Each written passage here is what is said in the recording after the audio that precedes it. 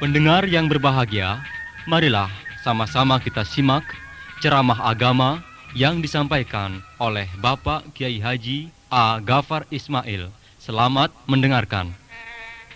Assalamualaikum warahmatullahi wabarakatuh.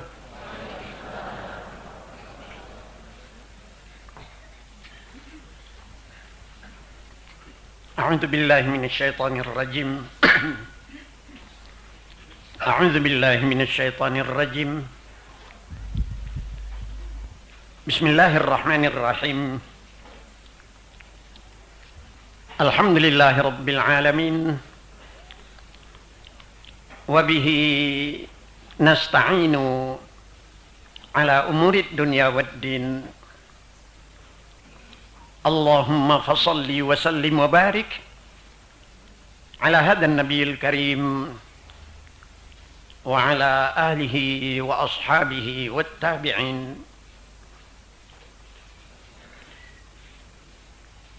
Amma ba'du, faqala ta'ala fi kitabihil aziz. A'udzu billahi minasyaitonir rajim. Bismillahirrahmanirrahim. Alif lam ra. Tilka ayatul kitabi wa qur'anin mubin. Rubama yawaddu alladhina kafaru law kanu muslimin. Dharhum ya'kulu wa yatamatta'u wa yulhihimul amal fasawfa ya'lamun. Shadaqallahul azim. Firman Tuhan di dalam Al-Quran surat Al-Hijr, terhitung ayat pertama sampai dengan ayat ketiga, dipindahkan ayat demi ayat ini ke dalam bahasa Indonesia. Terjemahnya lebih kurang demikian. Alif lam ra. Kitab ini ialah ayat-ayat dan ialah Quran yang jelas dan menjelaskan. Terkadang orang-orang kafir itu merindukan, mengangan-angankan kalau mereka boleh jadi orang Islam. Tinggalkanlah mereka, hai Muhammad. Jangan kamu ladeni. Biarkan mereka makan minum, bersenang-senang, dipermainkan oleh angan-angan dan cita-cita yang kosong. Shadaqallahul azim. Saudara-saudara yang terhormat, saya ingin memusatkan pembicaraan malam ini ke titik persiapan untuk Shiyam. Bukan masalah puasa, karena masalah puasa laut yang tidak ada pinggirnya. Tapi persiapan untuk puasa ini barang yang bisa dihitung dan bisa diukur.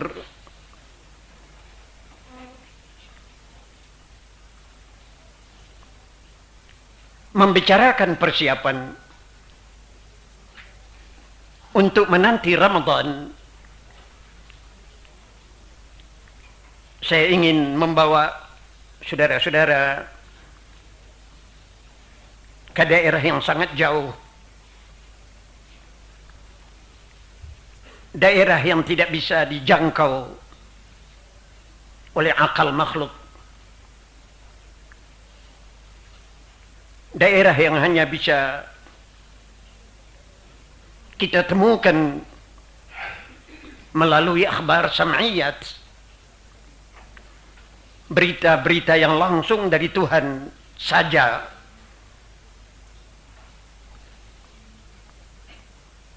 Tidak ada yang mengetahui ini selain dari Tuhan. Karena peristiwa sesudah alam pertama habis, alam dunia habis, dan sesudah alam kedua, alam akhirat mendekati habis. Dengan makna akhirat pun rupanya juga menemukan kesudahan. Yang bisa kekal hanya Tuhan saja. Neraka dan surga bukan Tuhan. Karenanya surga dan neraka pun tidak terikat oleh dawam kekal abadi. Saya singgung masalah ini karena saya yang akan dibicarakan ini peristiwa di akhir akhirat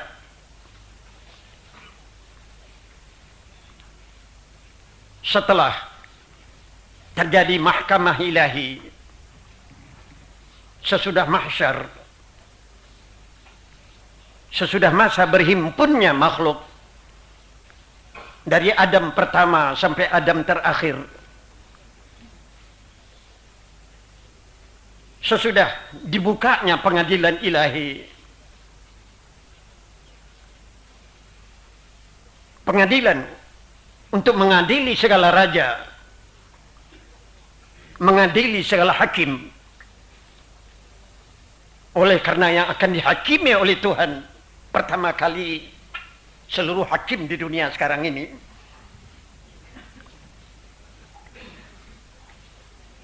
dan yang akan dihakimi oleh Tuhan seluruh raja.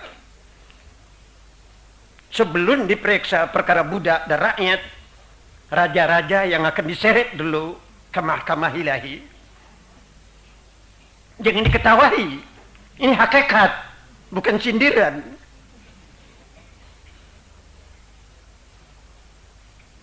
Segala sesuatu akan dihakimi Tuhan. Seekor kambing hitam yang karena gemuknya menanduk kambing putih yang lalu di depannya. Ini peristiwa akan diperiksa Tuhan di akhirat. Hanya kambing dengan kambing, bukan bintang dengan banteng. Hanya kambing bersama kambing juga akan dihakimi. Pandang-pandang kamu gemuk, wahai kambing hitam, kenapa kamu tanduk saja kambing putih itu? Seekor kambing akan menemukan adilil ilahi atas ratap tangisnya di dunia ini. Apalagi seorang menungso. Saudara-saudara, setelah mahkamah ilahi terjadi, segala utang sudah dibayar, piutang sudah diterima, segala yang bungkuk sudah diberi sarung, segala yang lurus sudah diukur dengan tali. Ke nerakalah segala isi neraka, ke surgalah segala isi surga. Ini saya akan berbicara di kalender ini. Setelah seluruh orang surga ke surga dan seluruh orang neraka ke neraka, terjadilah bisik-bisik halus di neraka sesama penduduk neraka. Kenapa? Yahudi, Nasrani yang masuk ke neraka sebagai orang kufar, yang ketika itu sudah menyadari bahwa dia kafir, berbicara sesama mereka, yang dia tuding, yang tidak Yahudi, tidak Nasrani, Muslim, pakai serban.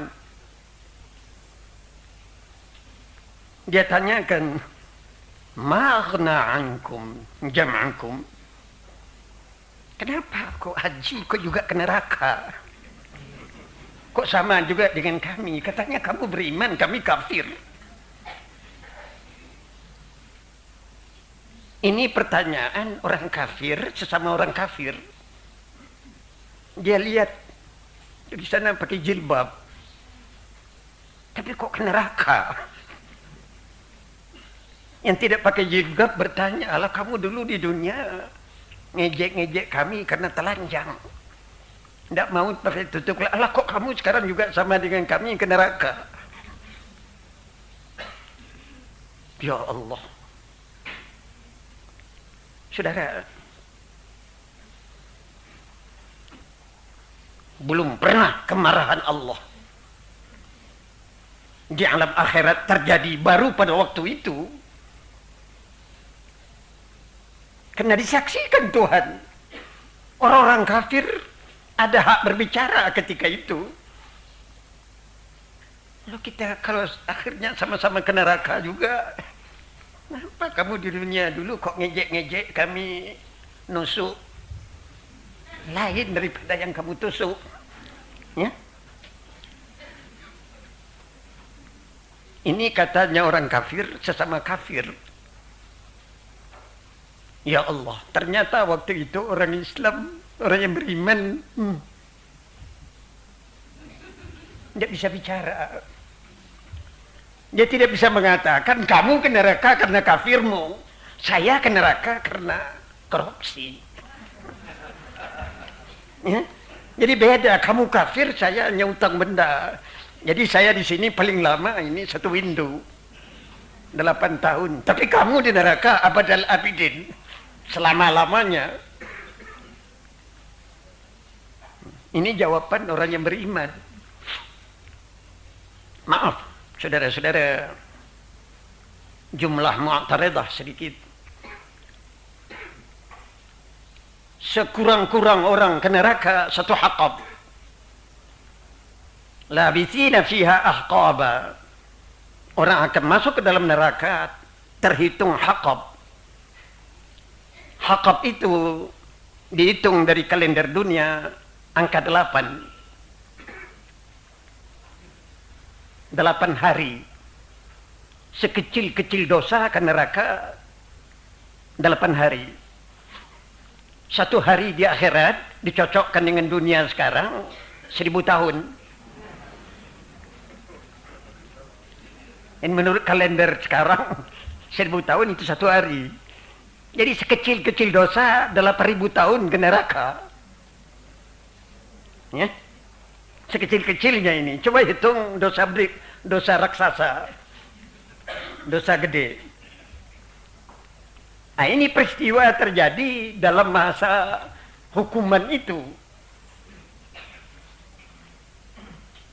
Saya katakan, belum pernah murka Allah di akhirat memuncak begitu tinggi seperti ketika mendengarkan dialog antara orang kafir sesama orang kafir membicarakan penderitaan orang beriman di dalam neraka dan tidak bisa menjawab. Kalau kamu juga akan ke neraka sama dengan kami kok. Ngejek-ngejek kami di dunia dulu. Maaf, saudara-saudara. Ini keuntungan dialog ini mempercepat dikosongkan neraka. Orang-orang Islam yang ukurannya harus kena 8.000 tahun, ada yang dipotong 2 hari, ada yang dipotong 1,5, dapat amnesti, dikurangi sehingga cepatlah kosongnya neraka dari orang-orang yang muslim dan mukmin. Maaf, saudara-saudara, saya percepat masalah ini setelah janji Allah dipenuhi, man kana akhiru kalamihi la ilaha illallah dakhala jannah. Satu. Kedua, barang siapa yang di dalam dadanya ada iman sekalipun sebesar biji zarrah, akhirnya akan keluar juga dari neraka. Sebesar-besar dosa, kalau kalimat la ilaha illallah masih bermukim dalam hatinya, akhirnya juga akan keluar dari neraka. Ini harapan. Harapan dan harapan. Harapan ini diceritakan oleh Abu Sa'id Hasan al-Basri dalam pengajiannya di Basrah. Dia menceritakan orang terakhir dari orang beriman yang dikeluarkan dari neraka. Ini peristiwa yang akan saya jadikan pokok pembicaraan malam ini. Rasulullah sallallahu alaihi wasallam menyelinap, masukkan seluruh tingkat neraka, mencari ke dasar-dasar neraka. Umat Muhammad yang di dadanya terletak iman, percaya kepada Allah, percaya kepada Rasul, tapi kecil sekali imannya itu. Hanya sebesar biji bayam dibelah 7. Tapi ada iman di dadanya. Ada di antaranya yang tidak pernah salat, apalagi haji. Zakat baru tukang terima. Seumur hidup kerjanya hanya nerima zakat. Tapi berzakat belum pernah. Tapi di dadanya ada iman. Ini dicari oleh Nabi. Perkara dia tidak salat,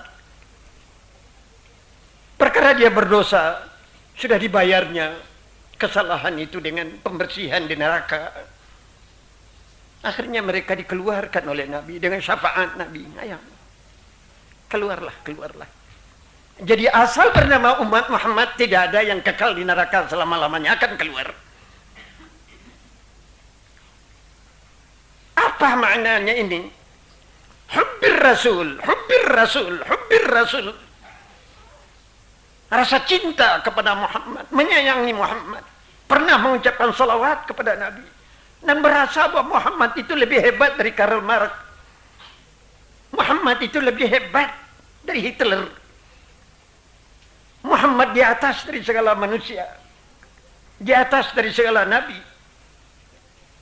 Barang siapa yang ada di dadanya penghargaan kepada Muhammad, tapi belum pernah itba', belum pernah nunut, belum pernah nurut, belum pernah taat kepada Nabi, tapi di dadanya ada iman sedikit kepada Nabi, ternyata orang ini akhirnya juga akan keluar dari Jahannam. Ini yang akan saya ceritakan sekarang. Orang terakhir ketemu dengan oleh Nabi di dasar Jahannam. Nabi melihat di dadanya ada iman, beritahu, kamu akan dapat syafaat, keluar dari neraka. Dia menggelengkan kepala, nggak mau. Kenapa? Dia sudah mendengar kabar segala orang-orang yang dari neraka ini di surga pakai kartu di dadanya. Di kartu itu dituliskan Jahannamiyun, bekas Jahannam, bekas Jahannam. Dia keberatan kalau di sini tertulis bekas Jahannam. Rasulullah mengatakan, tidak apa-apa, perkara bekas itu bukan kehinaan untukmu. Memang kamu keluar dari Jahannam. Dia lihatkan tangannya, dia lihatkan mukanya. Oleh karena sekian lama di Jahannam, tidak ada warna putih lagi di badannya. Hatta matanya itu sudah hitam semua. Yang putih ini sudah hilang. Kenapa? Karena dibakar Jahannam begitu lama. dan giginya juga sudah hitam semua. Dia mengatakan, saya sudah hitam. Rasulullah mengatakan, kamu akan dimandikan. Ini di perbatasan Jahannam ke surga. Sudah ada kamar mandi. Kamu akan dikuras di sana, akan disabun sampai putih. Sesudah putih baru dimasukkan ke surga. Ya katanya, tapi masih dipanggil dengan Jahannamiyun.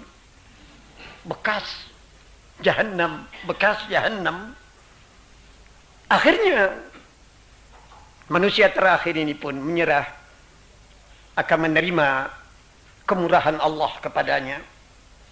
Artinya dia mau dibawa ke surga. Saudara-saudara, diceritakan oleh Hasan al-Basri, ketika orang yang terakhir dari orang beriman dibawa ke surga, dan mereka dengan syafaat terakhir dari Nabi dibebaskan dari siksaan. Sampai kepada cerita ini, Abu Sa'id Hasan al-Basri sambil menangis di hadapan ribuan umat Islam di Basrah, dia mengucapkan doa, Allahumma ya Allah, mudah-mudahan orang yang terakhir itu akulah hendaknya. Mudah-mudahan orang yang terakhir keluar dari neraka itu akulah hendaknya. Tahu saudara, sak masjid orang berteriak, serentak seluruh masjid. Tidak jelas suara ketika itu, tapi satu masjid berteriak. Isi teriaknya, kami kalau kiai maha guru orang terakhir keluar dari neraka, lah kami ini umat Islam di Basrah seluruhnya tidak mengerti omongan ini dan tidak tahu arahnya apa, tapi mereka tidak bisa menerima. Kalau Tuhan sebagai Hasan al-Basri, ring mata cincin yang menggabungkan rantai masa sahabat dengan masa tabi'in. Karena Hasan al-Basri orang yang terakhir dari zaman sahabat Rasul, permulaan dari zaman tabi'in.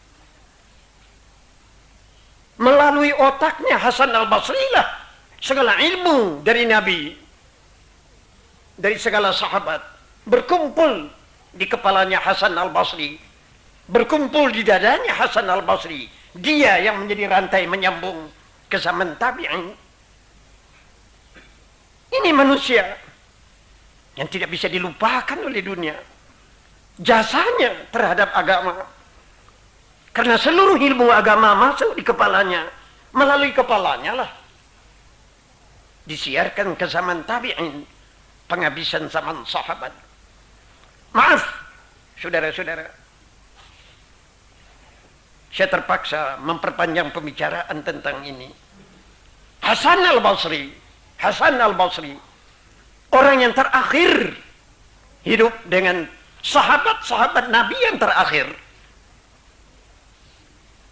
Dialah manusia yang dipilih Tuhan menjadi persambungan zaman. Dialah orang yang berjasa, dan Tuhan memperlengkapkan pada dirinya bahan-bahan untuk pekerjaan berat ini. Ternyata tidak ada lidah yang fasih berbicara seperti Hasan al-Basri. Lidahnya, sesudah itu otaknya dan hatinya. Dia hanya seorang hitam karena bapaknya budak, ibunya pun budak belian, dan ibunya jadi pembantu di rumahnya Rasulullah sallallahu alaihi wasallam. Kalau saya tidak keliru, Ummu Salmah, istrinya Nabi, disinilah seorang perempuan hitam menjadi pembantu rumah tangga. Ini perempuan berdarah budak, setia sekali kepada majikannya. Majikannya istri Rasulullah, dan yang dia ladeni Rasulullah sallallahu alaihi wasallam. Ini budak melahirkan anak, bayi yang masih menetek di rumahnya Nabi. Pada suatu pagi dia meninggal ke rumah, entah ke pasar, entah kemana, disuruh oleh majikannya, istrinya Rasulullah. Dia tidak kunjung pulang, bayinya menangis. Ditunggu, tidak juga pulang, tangisnya bayi tambah keras. Istrinya Rasulullah tidak tahan lagi mendengarkan tangisnya bayi. Anak budaknya, anak pembantu rumah tangganya, karena kasihan kepada bayi, jangan terganggu kesehatannya, ini bayi diambil oleh Ummu Salmah dan disusukan. Hanya 3 tegukan air susu, ibunya pulang. Ini bayi diserahkan oleh Ummu Salmah kepada ibunya. Pertalian bayi ini dengan Rasulullah, hanya pertalian istrinya Rasulullah menyusukan bayi ini 3 teguk. Barakah air susunya istri Rasulullah. Di bawah langit, di atas tanah, tidak ada manusia yang menandingi fasihnya lidah Hasan Al-Basri untuk berbicara. Tidak saja lidahnya, otaknya, hatinya.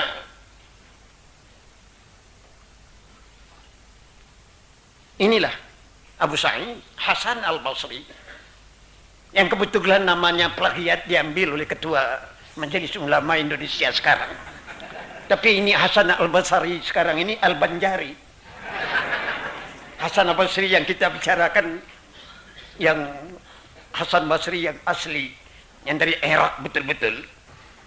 Saudara-saudara, Hasan Al-Basri ini menceritakan tentang orang beriman yang paling terakhir keluar dari neraka dengan air mata, dengan sungguh-sungguh dia menadahkan tangan di Masjid Basrah. Ya Allah, ya Allah, mudah-mudahan orang yang terakhir itu keluar dari neraka. Sayalah hendaknya, sayalah hendaknya. Seluruh masjid seperti geledek, suara manusia berteriak. Tidak sama suara itu, entah suara takbir, entah suara hura-hura, entah tidak jelas. Tapi saat masjidnya orang tidak bisa menerima.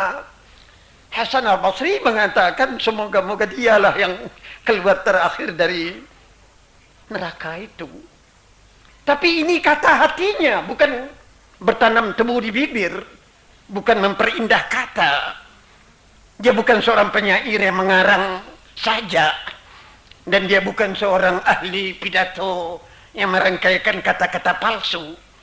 Tapi dia berbicara dengan hatinya sambil menangis. Akhirnya dia mengatakan, saudara-saudara, sabar, tunggu seminggu lagi, saya akan jelaskan ini.